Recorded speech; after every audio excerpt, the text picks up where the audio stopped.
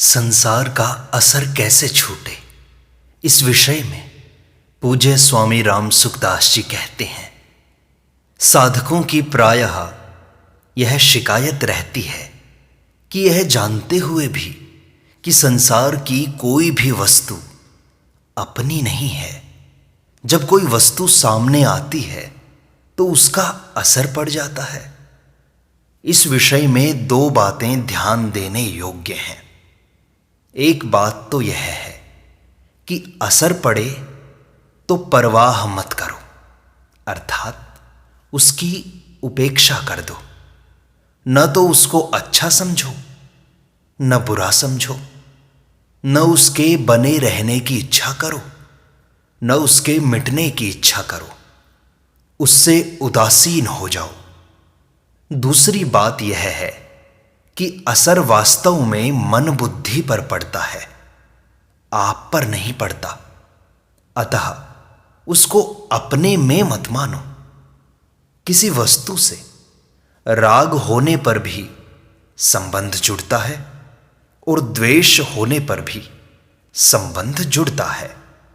भगवान श्री राम वन में गए तो उनके साथ जिन ऋषि मुनियों ने स्नेह किया उनका उद्धार हो गया, और जिन राक्षसों ने द्वेष किया उनका भी उद्धार हो गया।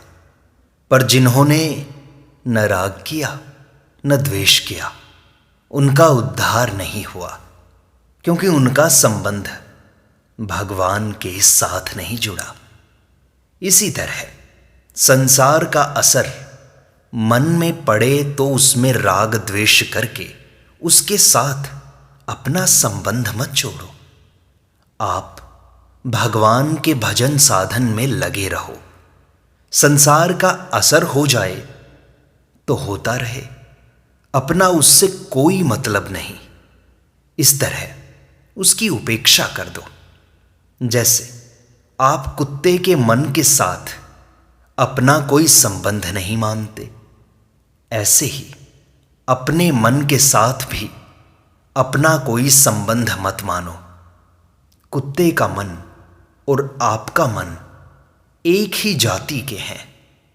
जब कुत्ते का मन आपका नहीं है तो यह मन भी आपका नहीं है। मन जड़ प्रकृति का कार्य है। आप चेतन परमात्मा के अंश हो। जैसे कुत्ते के मन में संसार का असर पड़ने से आप में कोई फर्क नहीं पड़ा, ऐसे ही इस मन का भी आप में कोई फर्क नहीं पड़ना चाहिए। मन का संबंध प्रकृति के साथ है और आपका संबंध परमात्मा के साथ है। आपने मन के साथ अपना संबंध मान लिया तो अब दुख पाना ही पड़ेगा। अब आप मन से शरीर से जो काम करोगे उसका पाप पुण्य आपको लगेगा ही। कुत्ते के मन में कुछ भी आए उससे आपको क्या मतलब, ऐसे ही इस मन में कुछ भी आए उससे आपको क्या मतलब। आपका संबंध शरीर, इंद्रियों, मन, बुद्धि के साथ नहीं है, अपितु परमात्मा के साथ है। इस बात को समझाने के लिए ही गीता में भगवान ने कहा है, ममैवांशो जीवलोके जीवभूतः सनातनः। इस संसार में जीव बना हुआ आत्मा मेरा ही सनातन अंश है। इस बात को समझ लो तो आपकी वृत्तियों में, आपके साधन में फर्क पड़ जाएगा। आप अपने को मैं हूं इस तरह जानते हैं। इसमें मैं तो जड़ है और हूं चेतन है। मैं के कारण से हूं है। अगर मैं अहम न रहे तो हूं नहीं रहेगा, प्रत्युत केवल है रह जाएगा, चिन्मय सत्ता मात्र रह जाएगी।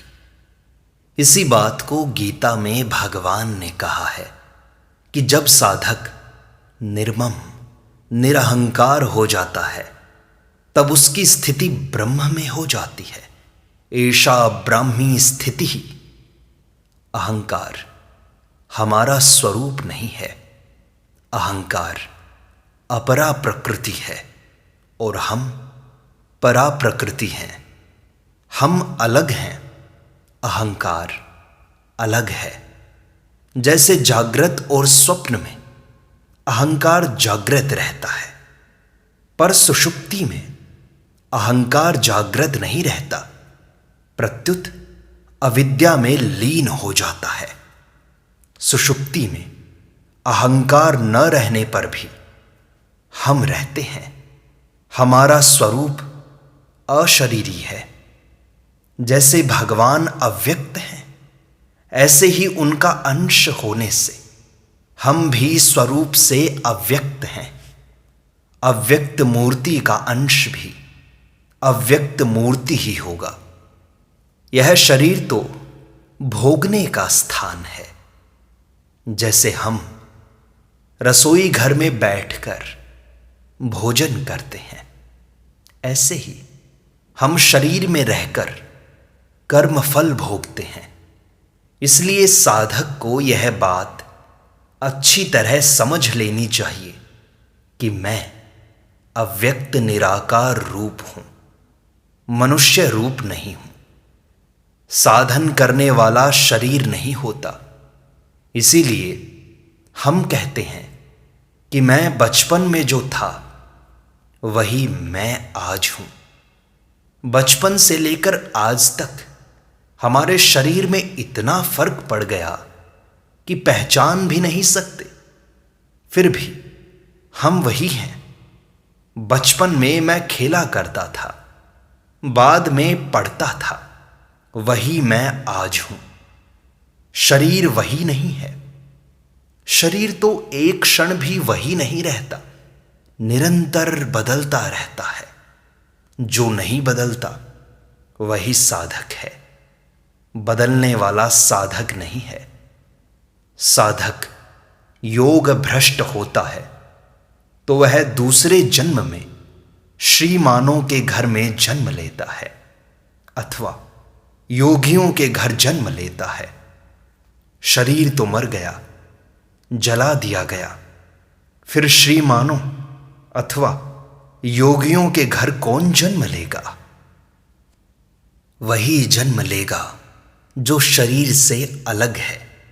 इसीलिए आप इस बात को दृढ़ता से स्वीकार कर लें कि हम शरीर नहीं हैं, अपितु शरीर को जानने वाले हैं। इस बात को स्वीकार किए बिना साधन बढ़िया नहीं होगा। सत्संग की बातें ठीक समझ में नहीं आएंगी।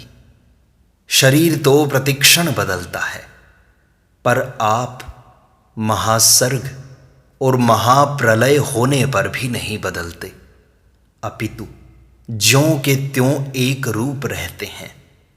सर्गेऽपि नोपजायन्ते प्रलये न व्यथन्ति च। आपने अब तक कई शरीर धारण किए हैं, पर सब शरीर छूट गए हैं आपसे, पर आप वही रहे हैं। शरीर तो यहीं छूट जाएगा, पर स्वर्ग या नरक में आप जाओगे।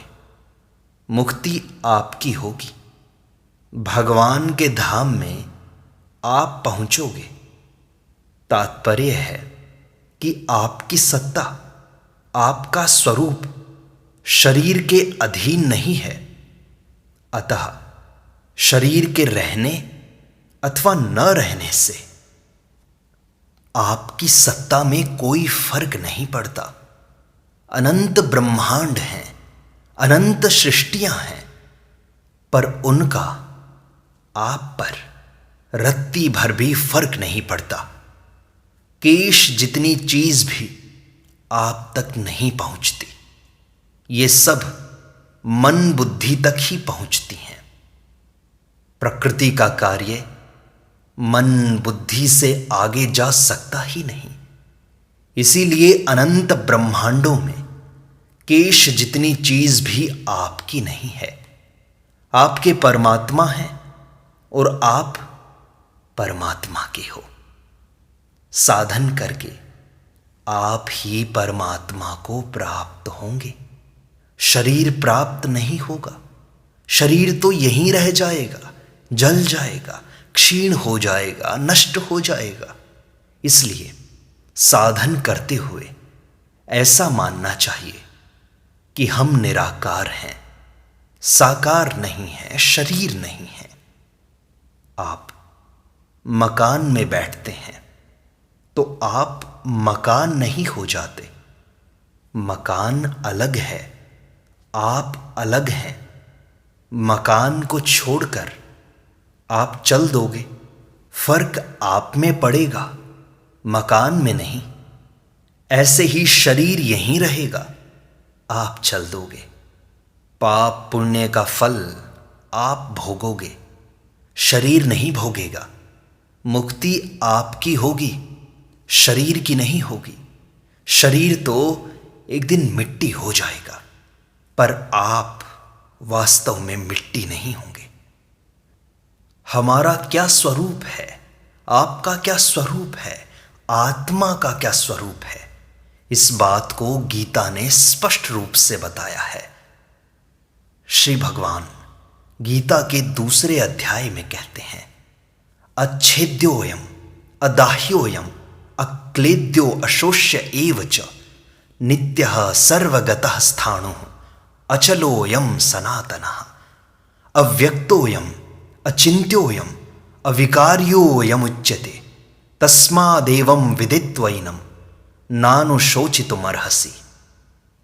यह शरीरी काटा नहीं जा सकता, यह जलाया नहीं जा सकता, यह आत्मा गीला नहीं किया जा सकता और सुखाया भी नहीं जा सकता, कारण कि यह नित्य रहने वाला, सबके अंदर परिपूर्ण, अचल, स्थिर स्वभाव वाला और अनादि है।